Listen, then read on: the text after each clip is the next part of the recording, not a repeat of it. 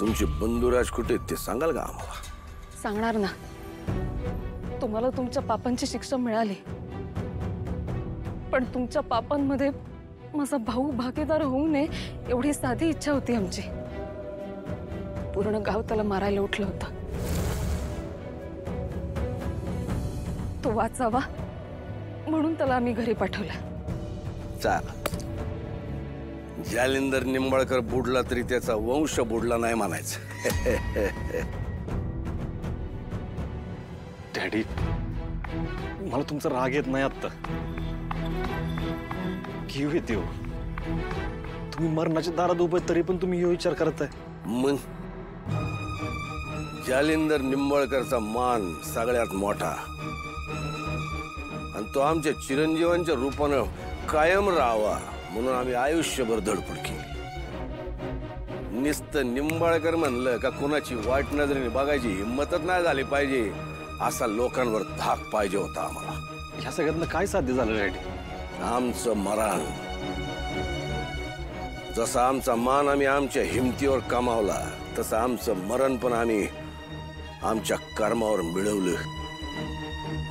थाटात जगलो आम्ही, थाटात मरणार.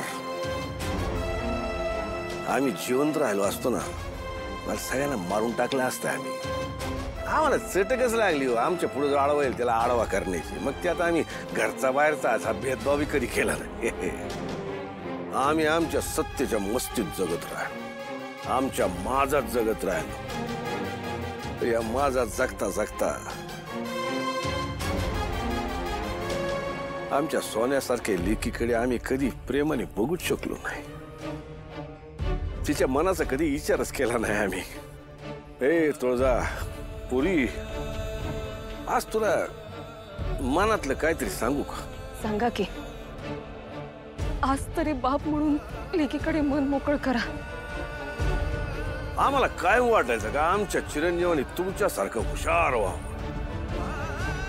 आमचे चिरंजीव जर का तुमच्यासारखे हुशार झाले असते ना, आज चित्र लय वेगळं असतं, लय वेगळं असतं. ते आमच्यासारखेच झाले. पण आज आम्हाला एका गोष्टीचा लय आनंद होतोय का त्यांना दोन्ही बी मुलीच झाल्या. त्यामुळं आता आमचे हे नासक अहंकारानं भरलेलं रक्त पुढं कुठल्या पुरुषात जाणारच नाही. ते चिरंजीवांपाशीच थांबल. आज मरणाच्या दारात